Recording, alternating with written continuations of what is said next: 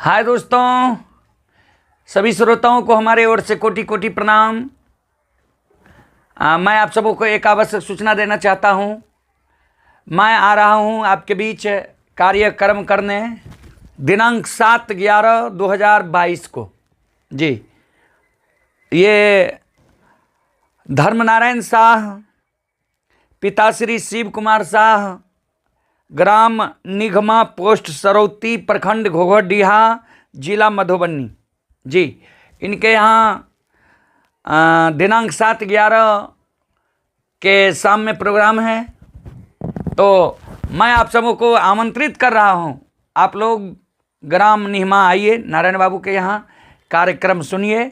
और वहाँ बहुत कुछ होगा, बहुत अच्छा कार्यक्रम होगा जो आप लोग कैसेट में भी सुनते हैं।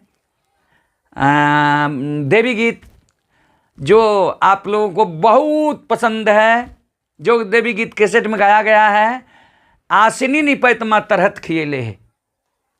और भगत के माध्यम से आप लोग जो प्रसंग सुनेंगे, कारू बाबा का, ज्योति बाबा का, उदय बाबा का, अंधु बाबा का, बेनी बाबा का, मीरा साहब, वह प्रसंग मैं आप सबों को सुनाने का प्रयास करूंगा। तो मैं आप लोगों को आमंत्रित कर रहा हूं, अवश्य आइएगा, बहुत मजा आएगा।